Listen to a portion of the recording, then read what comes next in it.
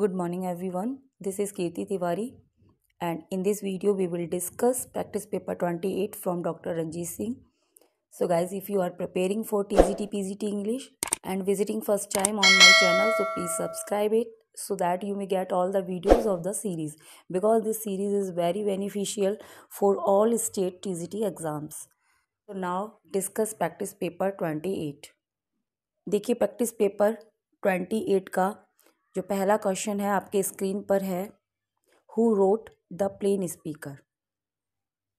So the right option will be B, William Hazlitt. William Hazlitt का work है ये, the plain speaker. तो B आपका correct हो जाएगा. नेक्स्ट देखिए question number 2, on which age of writer Hazlitt observe, यानी किस एज के राइटर को हैजलिट ने ऑब्जर्व किया.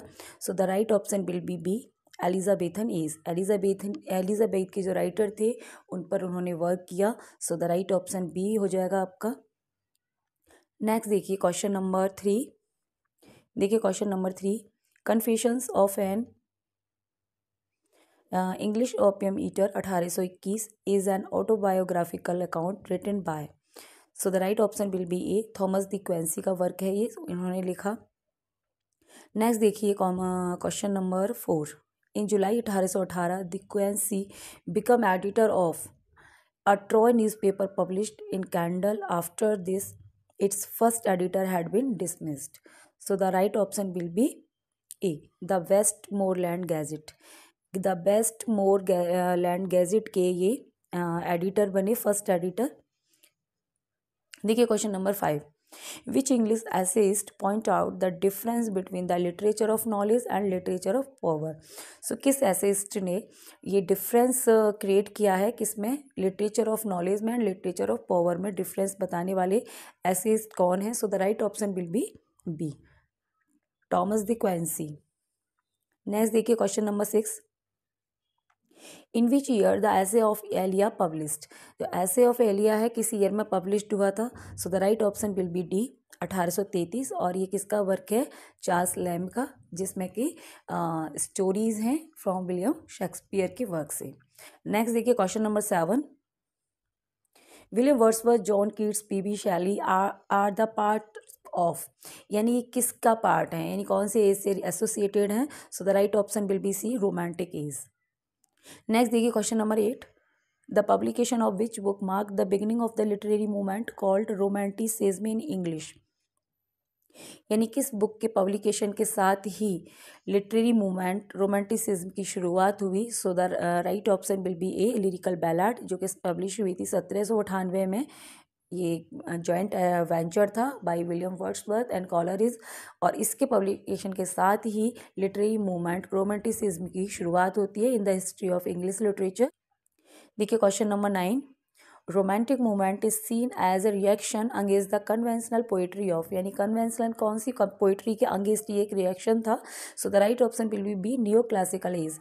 एंड नेक्स्ट देखिए question number 10, the new classical poetry was written in dignified language, formal style, artificial manner, या फिर all of the. So the right option will be D. D आपका right option हो जाएगा क्योंकि ये सभी फॉर्म में लिखी गई है.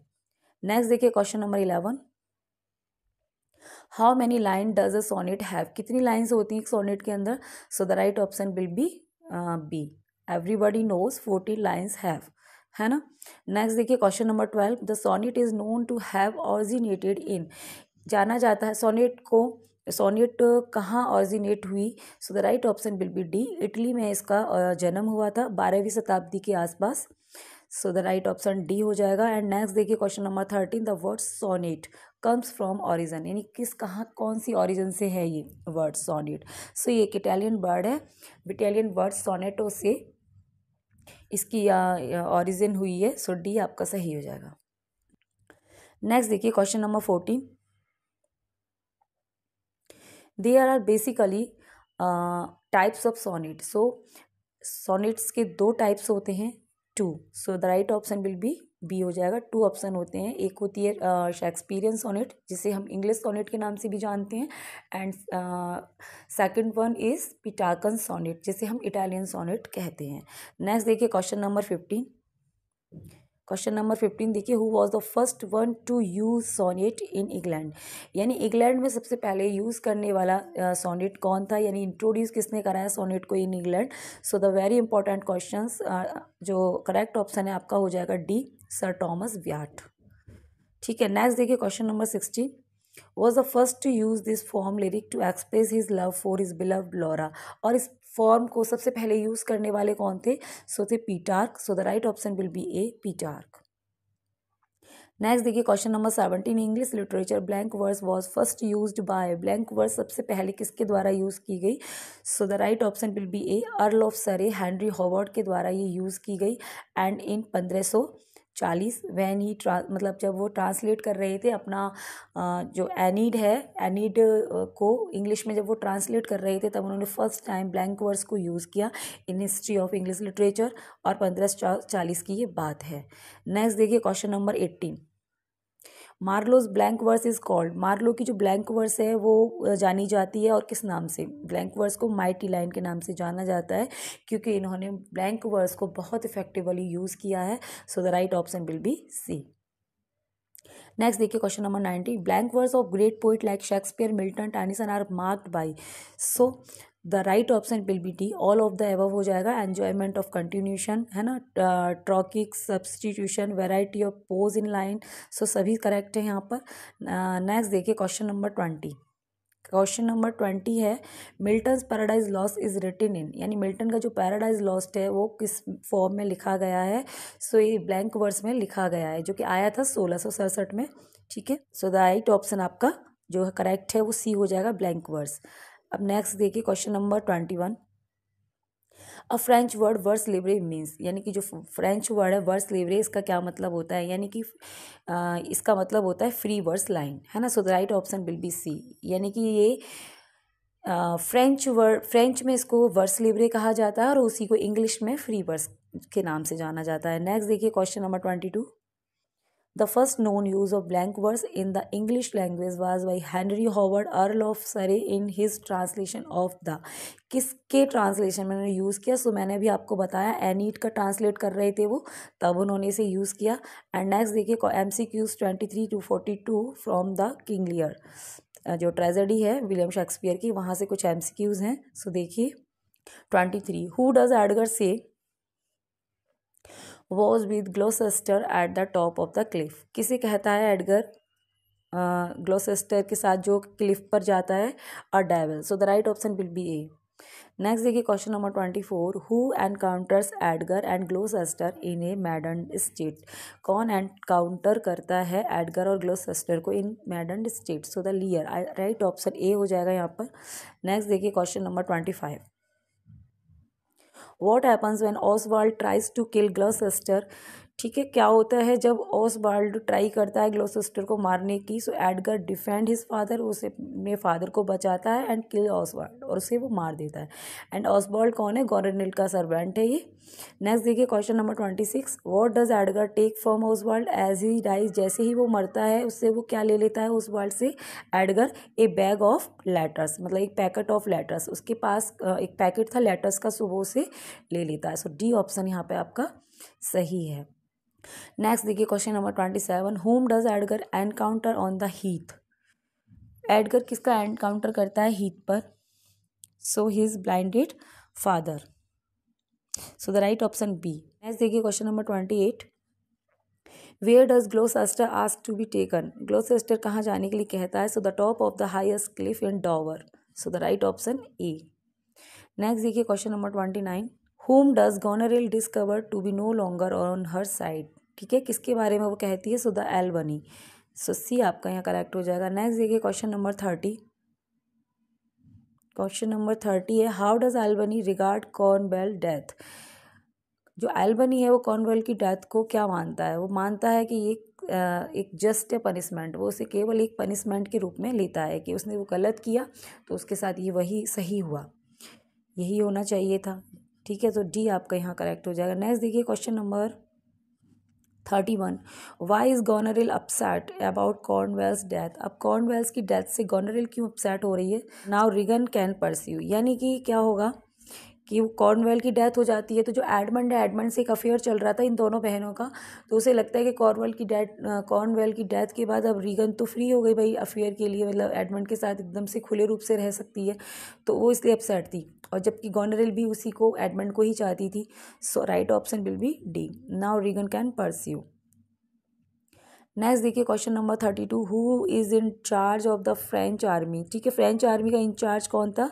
So the Cordelia, so the right option will be A, Cordelia. ठीक है, नेक्स्ट देखिए question number 33, why does Lear not want to see Cordelia. Cordelia को लियर क्यों नहीं देखना चाहता? बिकॉज वो शर्मिंदा था, जो उसने उसके साथ बिहेवियर किया था उसे बैनिश करके, उस बिहेव पर वो बहुत ज़्यादा शर्मिंदा था।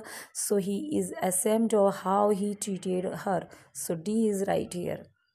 नेक्स्ट देखिए question number 34, what does the doctor say that Lear need. क्या ज़रूरत है, किसकी ज़रूरत है लियर को? डॉक्टर कहते हैं, क्या एडवाइस देते हैं कि वो उसे प्रॉपर नींद लेने की ज़रूरत है। So the right option will be A, sleep.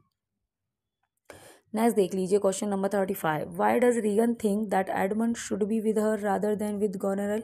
अब रीगन क्यों सोचती है कि एडमंड को उसके साथ होना चाहिए बजाय गॉनरेल के?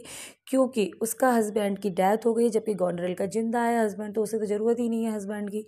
सो उसको उसके साथ होना चाहिए। मैंने बताया था ना अभी, अफेयर था एक। सो आपका सी यहाँ पर सही हो जाएगा। Her husband is death while Goneril's is still alive, है ना। उसका डैड, मतलब उसके हस्बैंड की डेथ हो गई है, गॉनरेल का अभी भी जिंदा है। नेक्स्ट देखिए question number 36, what does Regan promise Oswald reward for. किसके लिए ऑसवाल्ड से वो रिवार्ड देने को प्रॉमिस करती है रीगन? किलिंग ग्लोसेस्टर। सो डी आपका यहाँ पर सही हो जाएगा। नेक्स्ट देखिए क्वेश्चन नंबर देखिए 37, what does Regan ask Edmund not to do. Edmund से क्या ना करने को वो कहती है? Sleep with Goneril. उसको कहती है कि उसको वो ज़्यादा टच में ना रहे। तो सी आपका यहाँ करेक्ट हो जाएगा। नेक्स्ट देखिए 38, why does Albany have mixed feelings about fighting the invaders. Because he is sympathetic to Lear, so the right option will be D, उसको लियर से सहानुभूति थी। नेक्स्ट देखिए क्वेश्चन नंबर है 39, what does Edgar give Albany. Albany को क्या दे देता है एडगर?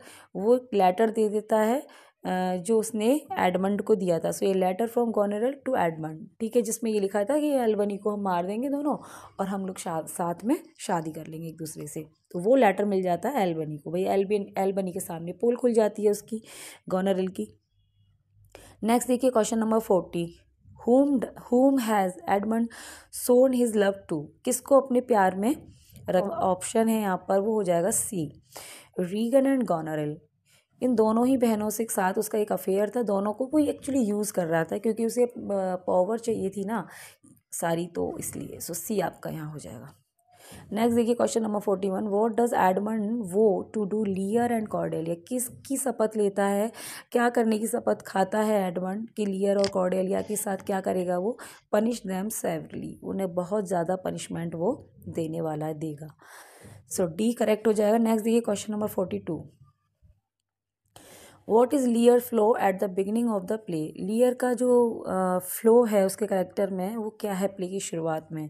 ही वैल्यूज़ अपीयरेंस ओवर रियलिटी, यानी कि वो रियलिटी से ज़्यादा जो अपीयरेंस को वैल्यू देता है। यानी कि वो फ्लैटरी पसंद राजा है, उसको जैसे ऊपर से जो दिखावा लोग करते हैं ना, उसे वही पसंद है, बजाय रियलिटी, जो रियलिटी है वो उसे नहीं एक्सेप्ट करता। सो आपका ऑप्शन ठीक हो जाएगा यहाँ।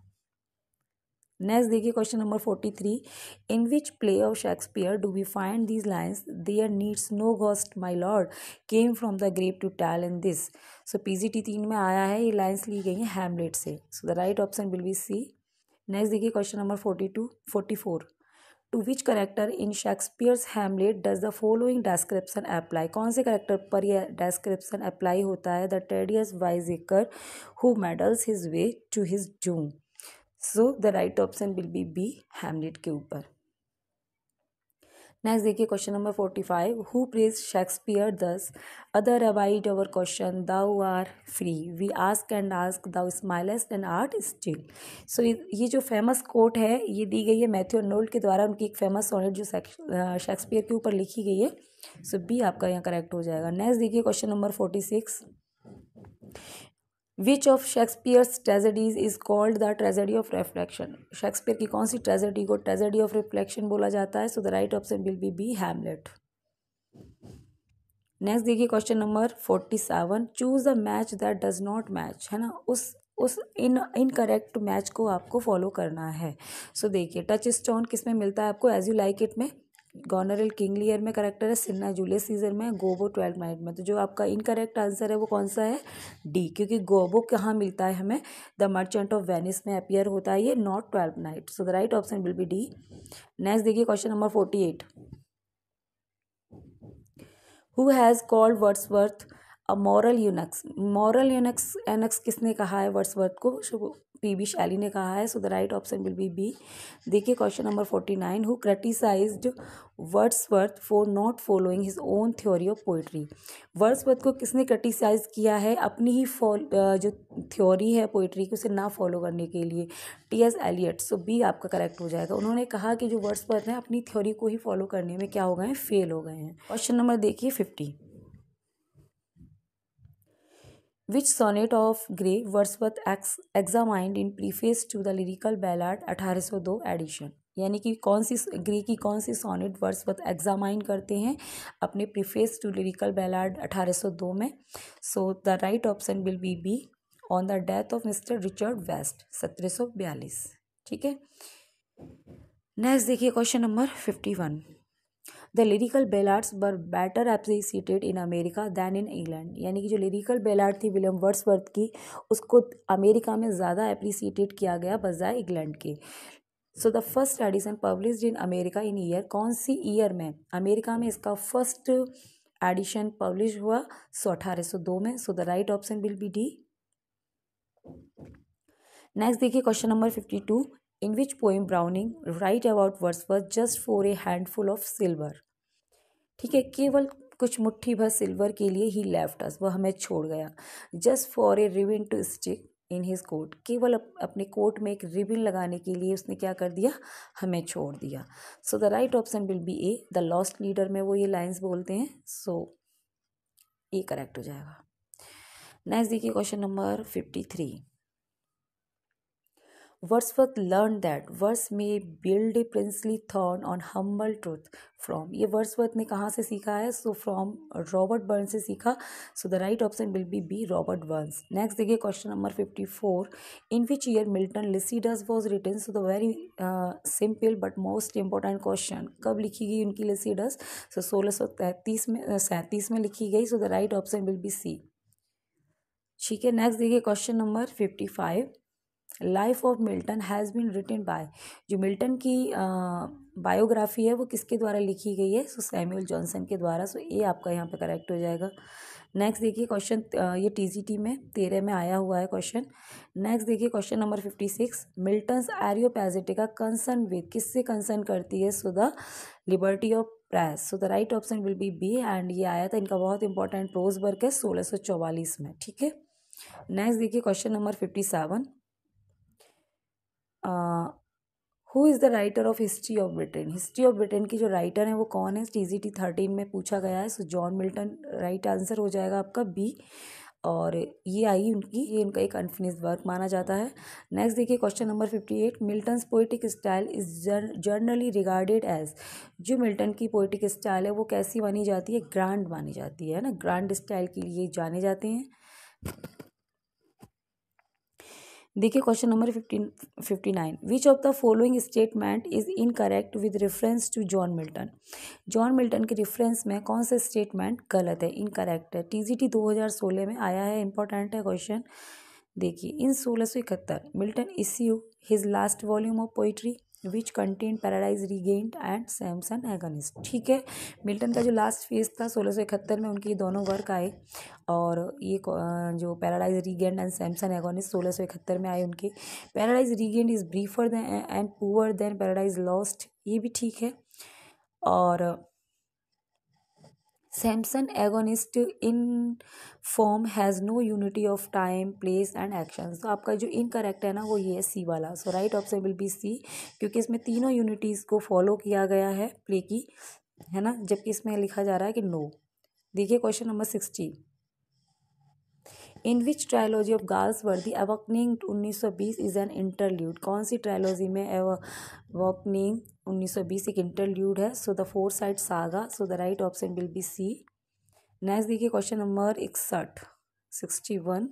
Galsworthy was elected as the first president of the PEN international literary club in, so वो चुने गए थे, इलेक्ट हुए थे प्रेसिडेंट 1921 में, so the right option will be B.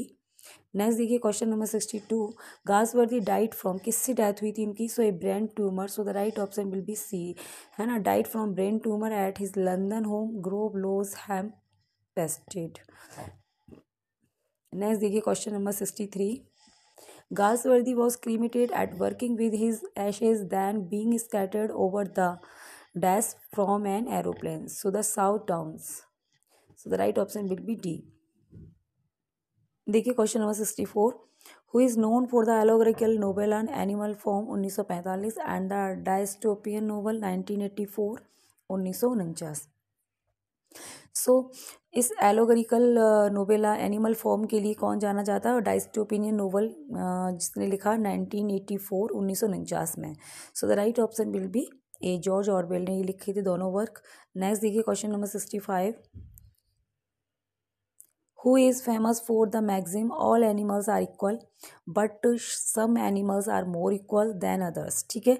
ये जो फेमस कहावत है ये किसके द्वारा दी गई थी? इसे जो सभी एनिमल्स क्या होते हैं? बराबर होते हैं, लेकिन कुछ एनिमल्स क्या होते हैं? कुछ ज़्यादा होते हैं। 4 legs good 2 legs bad, 4 legs good 2 legs better, ये एक कहावत है जो दी गई है जॉर्ज ऑरवेल के द्वारा, और ये इनका वर्क जो एनिमल फॉर्म है इसी में, so the right option will be A, George Orwell. Next देखिए question number 66। Who was the first to achieve critical notoriety for his use of blank verse which became the standard for Elizabethan era, the critics later referred it as mighty line, यानी कि जो सबसे पहले blank verse लिखने वाले writer कौन थे जिन्हें सबसे पहले नोटोरिटी का सामना करना पड़ा, यानी सबने उन्हें क्रिटिसाइज किया, लेकिन बाद में वो एक एलिजाबेथ का स्टैंडर्ड बन गए और क्रिटिक ने उनकी जो लाइंस थी उन्हें माइटी लाइन कह के रेफ़र किया। सो ये राइटर थे क्रिस्टोफर मार्लो, जो कि एक यूनिवर्सिटी स्कॉलर थे, so the right option will be C, Christopher Marlowe. Next देखिए question number 67। Who is known for the following tragedies, इन ट्रेजेडीज़ के लिए कौन जाना जाता है? जैसे फर्स्ट है Dido queen of Carthage, Tamburlaine part 1 part 2, the Jew of Malta, doctor Faustus, Edward the second. So ये सभी जो ट्रेजेडीज़ हैं लिखी गई हैं क्रिस्टोफर मार्लो के द्वारा, so the right option will be C, Christopher Marlowe. Next देखिए question number 68। Who is the white devil 1609 1612 and the duchess of Malfi are generally regarded as the paramount 17th century English tragedies apart from those of Shakespeare. So the right option will be A, John Webster. ये John Webster के work हैं दोनों, white devil, duchess of Malvi.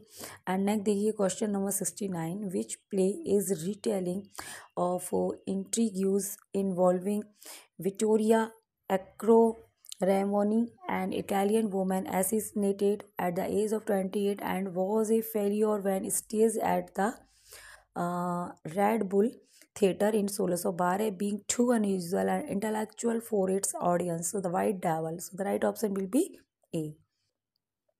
Next देखिए question number 70। All for love or the world well lost in a 1677 heroic drama by, किसके द्वारा लिखा गया ये जो ड्रामा है all for love, which is now his best known and most perform play, जो कि उनका सबसे बेस्ट प्ले अब माना जाता है। सो ये जॉन ड्राइडन के द्वारा लिखा गया था, so right option will be D, ठीक है।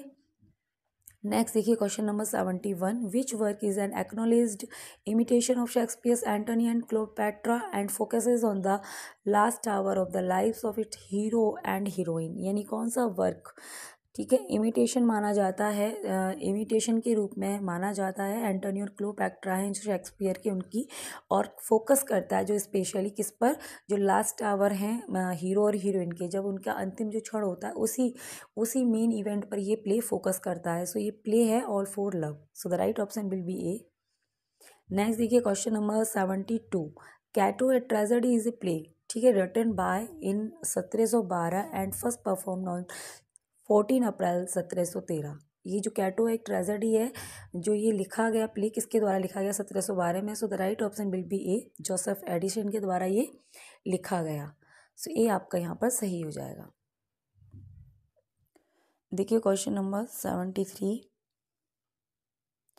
विच of the following play has a prologue written by Alexander Pope and an epilogue by Samuel गर्थ।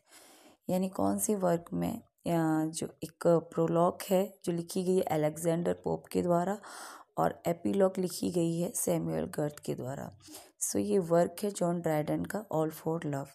So the right option will be A, all for love. इसमें जो prologue है वो Alexander Pope के द्वारा लिखी गई है और इसकी जो एपीलॉग है ना वो सैमुअल गर्थ के द्वारा लिखी गई है और ये बहुत मार्वलस वर्क माना जाता है जॉन ड्रायडन का।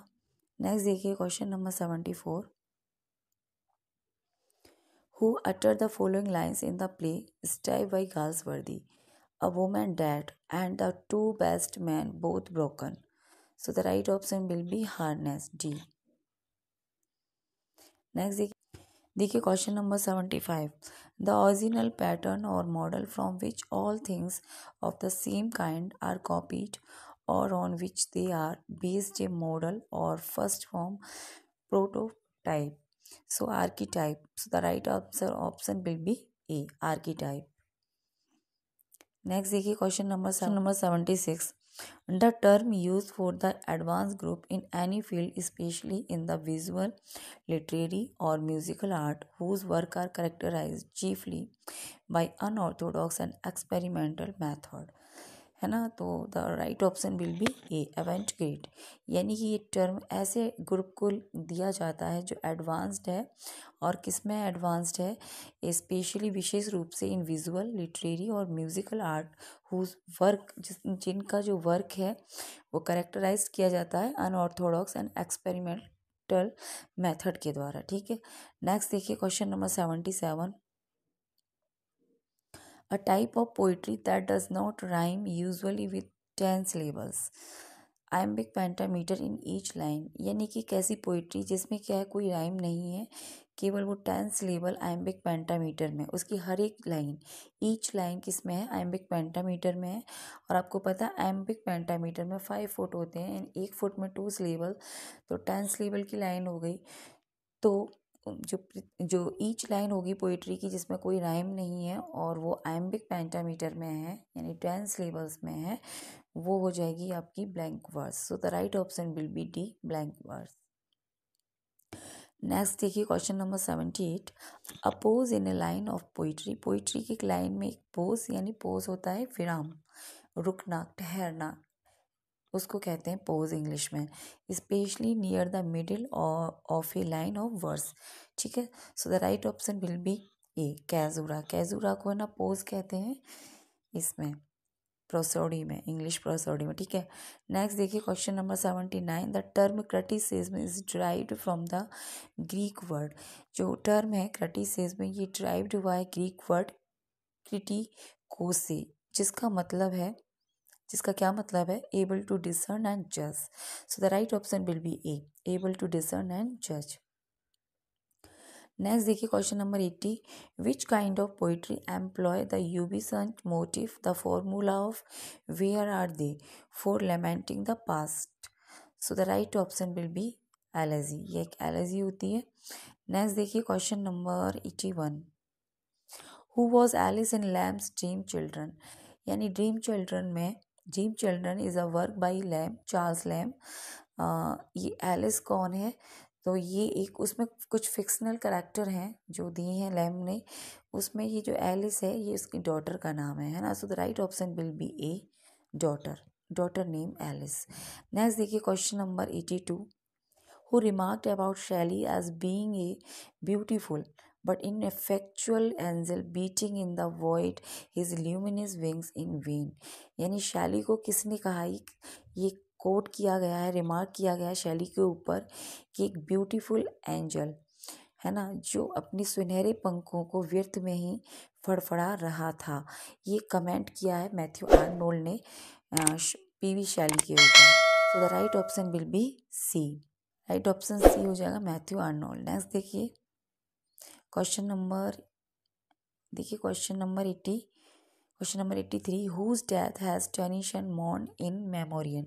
ये मेमोरियन में किसकी डेथ पर टेनिशन मॉर्न करते हैं, विलाप करते हैं? तो उनके ये कॉलेज फ्रेंड थे आर्थर हेलम, जिनकी डेथ हो जाती है और उनकी ये जो पोएम है मेमोरियम उनकी डेथ को उनको डेडिकेट है। So the right option will be A. Question 84 what happens to the lover in Browning's poem Porphyria lover. इस पोएम में ब्राउनिंग की लवर के साथ क्या होता है? सो गेट्स किल्ड, उसको मार दिया जाता है। So the right option will be C. Next देखिए question number 85 the title nightingale of India was given to Sarojini Naidu by. यानी कि नाइटिंगेल ऑफ इंडिया किसको कहा जाता है? सरोजनी नायडू को कहा जाता है। बट ये टाइटल उनको दिया किसने था? सो ये टाइटल उनको दिया गया था महात्मा गांधी के द्वारा। So the right option will be D, Gandhi ji. Next देखिए question number 86 what was Rabindranath Tagore awarded the Nobel prize in literature when was. कब उनको अवॉर्ड किया गया, अवॉर्डेड हुए वो नोबेल प्राइज से लिटरेचर में? सो 1913 में उनको ये नोबेल प्राइज मिला था। So the right option will be C. Next देखिए question number 87 which of the following poem did Tagore write originally in English. यानी निम्न में ऐसे कौन सी पोएम टैगोर ने, रविन्द्रनाथ टैगोर ने ओरिजिनली इंग्लिश में लिखी है? So the right option will be B, the child. Next देखिए question number 88 who said Tennyson genius was lyrical. Tennyson की जीनियस को लिरिकल बताया था ऑर्डन ने। So the right option will be B, Auden. Next देखिए question number 89 the Blackwood dismissed Keats as a member of the. यानी Blackwood ने dismiss किया Keats को किस मेंबर के रूप में? So the right option will be B, Cockney school के मेंबर के रूप में।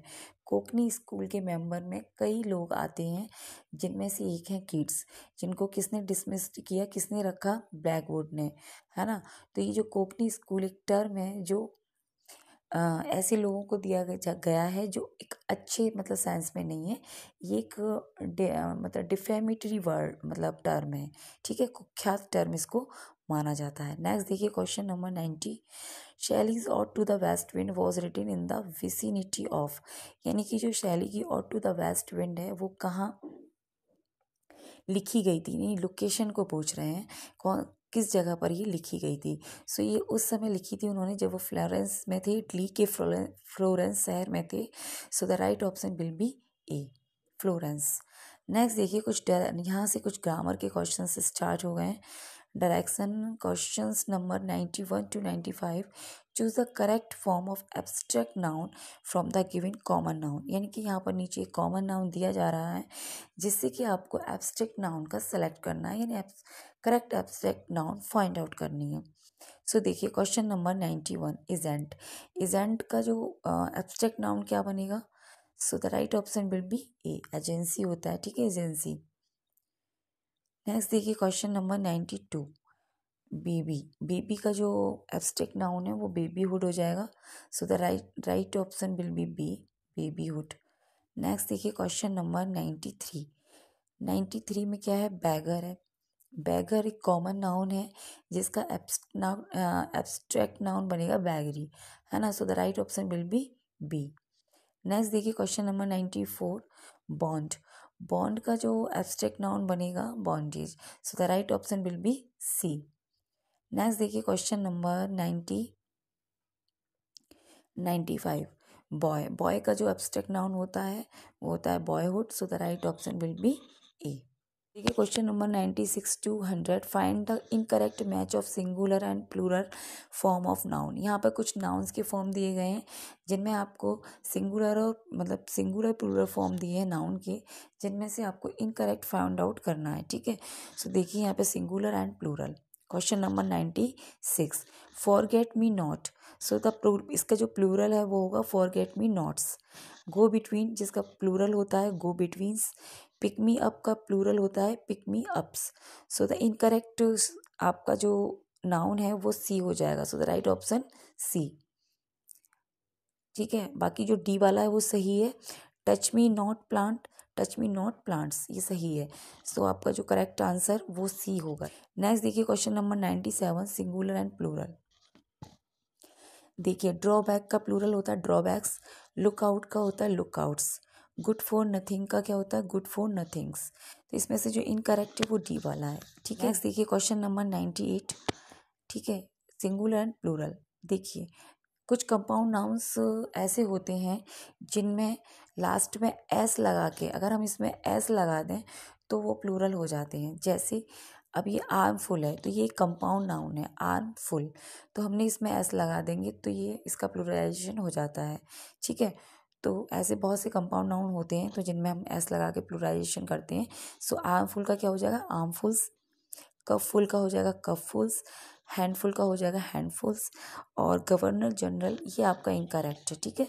So the right option will be D. Next देखिए क्वेश्चन नंबर 99, यहाँ भी सिंगुलर प्लूरल बनाना है। देखिए यहाँ पे कई सारे जो सेट दे रखे हैं अलग अलग टाइप के हैं। यहाँ पर अलग टाइप रूल था, यहाँ अलग कॉन्सेप्ट है, ठीक है, यहाँ पर अलग कॉन्सेप्ट था, और यहाँ 99 में अलग है। यहाँ पर आपको क्या करना है, जो रूट वर्ड होता है उसमें हम जैसे इस तरीके के जो कंपाउंड नाउन होते हैं ना उनका हम प्लूरल बनाते हैं तो रूट वर्ड में हम प्लूराइजेशन करते हैं। जैसे यहाँ पर कमांडर इन चीफ है तो यहाँ पर कमांडर इन चीफ्स नहीं होगा, ये रॉन्ग है, यहाँ पे होगा कमांडर्स, है ना। तो जो रूट वर्ड क्या है कमांडर है, इसमें एस लगेगा।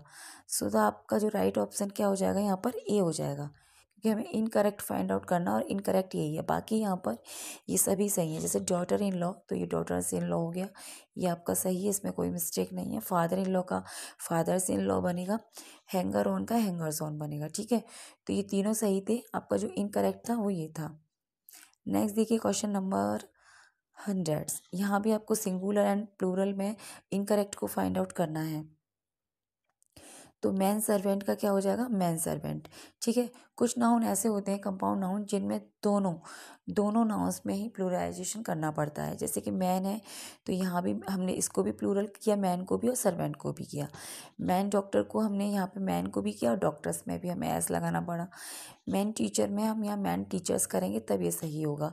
सो the right option will be C, क्योंकि ये हमारा इनकरेक्ट है। वुमेन सर्वेंट तो ये ठीक ही है ना। देखिए क्वेश्चन नंबर देखिए 101, who wrote the elements of the common laws of England. ये the element of common laws of England किसका वर्क है, किसने लिखा था ये। So the right option will be A, Bacon का वर्क है ये। नेक्स्ट देखिए question number, choose the antonym for the given words. 102 से लेके 105 तक आपको करेक्ट एंटोनियम चुनना है इन दिए हुए वर्ड्स का, ठीक है। सो देखिए क्वेश्चन नंबर 102 देखिए, जेन्यून का आपको एंटोनियम फाइंड आउट करना है।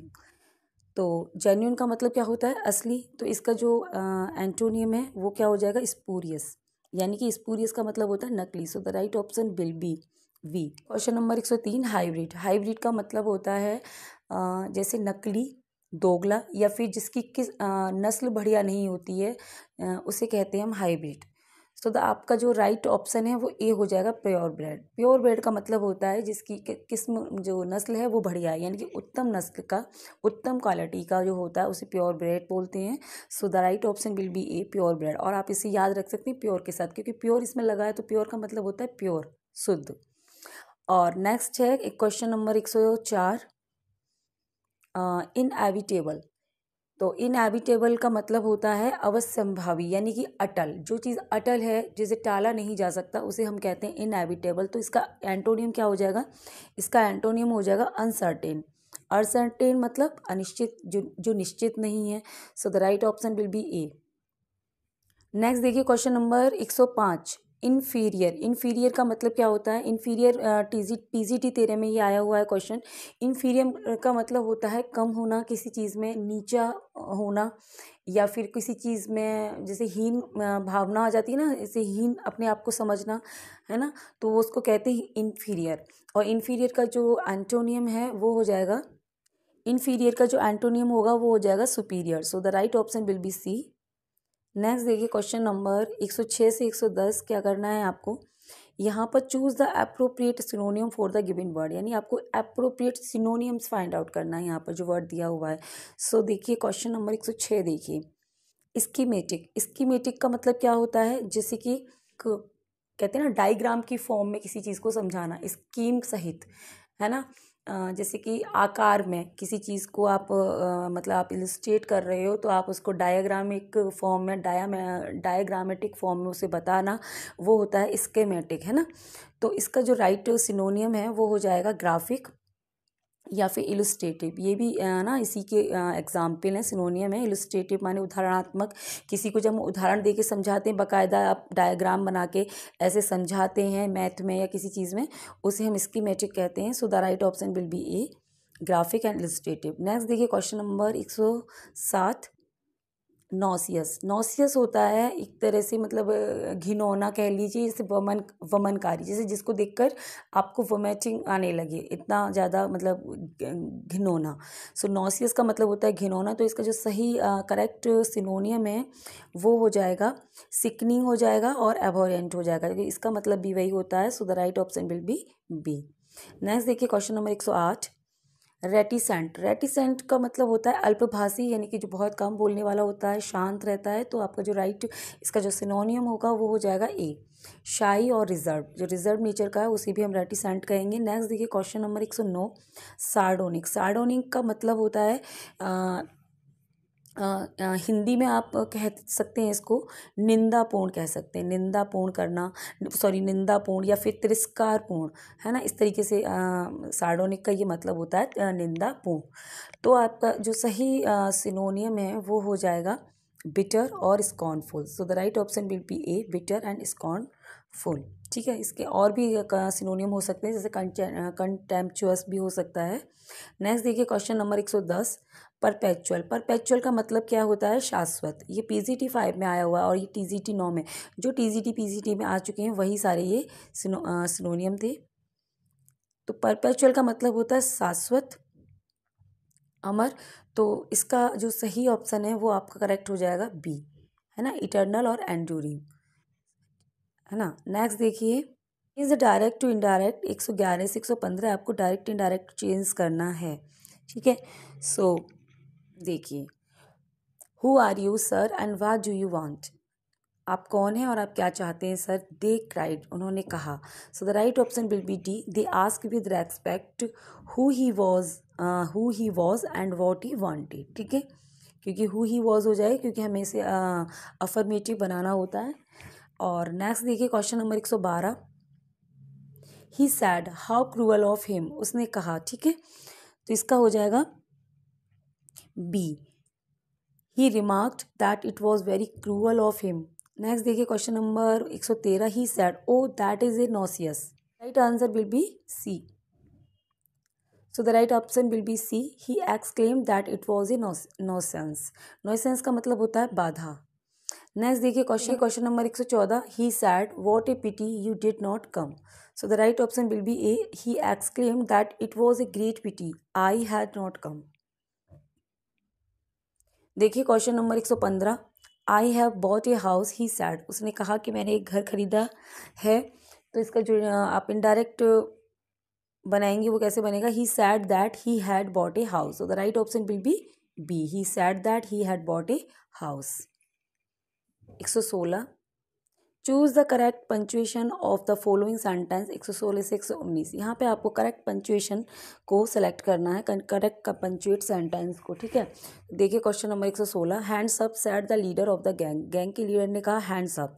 So the right option will be A, hands up exclamation mark आएगा, said the leader of the gang full stop. ठीक है, तो ए आपका यहाँ सही हो जाएगा। नेक्स्ट देखिए question number 117, rich and poor, high and low, young and old, all must die, यानी सभी को मरना है, यानी चाहे वो गरीब हो, चाहे अमीर हो, ऊंचा हो, नीचा हो, जवान हो, बूढ़ा हो, सभी को क्या करना है, मरना है। तो यहाँ पर क्या होगा, रिच एंड पुअर के बाद कॉमा आएगा, है ना, हाई एंड लो के बाद कॉमा आएगा, यंग एंड ओल्ड के बाद क्या आएगा, डैश आएगा। So the right option will be D, D आपका यहाँ करेक्ट हो जाएगा। ठीक है, rich and poor comma, high and low comma, young and old dash, all must die, सभी को मरना है।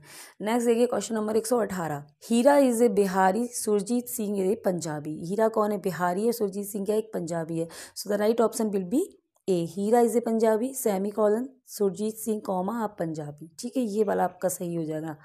नेक्स्ट देखिए question number 119। Oh dear what am I going to do. So ये एक एक्सक्लेमेटरी सेंटेंस है, so the right option will be B. Oh dear exclamation mark what am I going to do और question mark भी आएगा and close हो जाएगा ये। सो B आपका यहाँ पर सही हो जाएगा। देखिए question number choose the correctly spelled word. 120 से 125 आपको क्या करना है, करेक्ट स्पेल्ड वर्ड को चूज करना है। यहाँ जो है जो सही स्पेलिंग है वो कमिटमेंट की वो ए है, so the right option will be A commitment, COMMITMENT commitment, ये ए वाला सही हो जाएगा। नेक्स्ट देखिए क्वेश्चन नंबर 121 कमेटी। तो कमेटी में जो स्पेलिंग सही है वो आपकी डी वाली सही है, क्योंकि इसमें डबल एम होता है, फिर आई, डबल टी और डबल ई, यानी कि जो तीनों हैं एम टी और ई ये तीनों डबल डबल होते हैं। So the right option D COMMITTEE।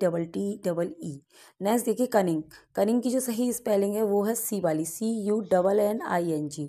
ठीक है, नेक्स्ट देखिए क्वेश्चन नंबर 123। बिसीज की जो सही स्पेलिंग है वो आपकी हो जाएगी BESIEZE। ठीक है, तो बिसीज का जो मतलब होता है उसका मतलब होता है घेरना किसी चीज़ को या घेरा लगाना, है ना, मुहासिरा करना बोल सकते हैं। So the right option B besiege. Next देखिए क्वेश्चन नंबर 124। आर्ग्यूमेंट की स्पेलिंग जो है वो आपकी सही हो जाएगी डी वाली, ARGUMENT। ठीक है, आर्ग्यूमेंट ये करेक्ट है, डी। नेक्स्ट देखिए क्वेश्चन नंबर देखिए 125। यहाँ कैंसल्ड की स्पेलिंग पूछी है, तो आपका जो सही ऑप्शन है वो सी हो जाएगा, C will be right here, cancelled, CANCELLED cancelled. So guys ये थे हमारे 125 question from practice paper 28। I hope आपको वीडियो अच्छा लगा होगा। So thanks for watching this video, thank you so much.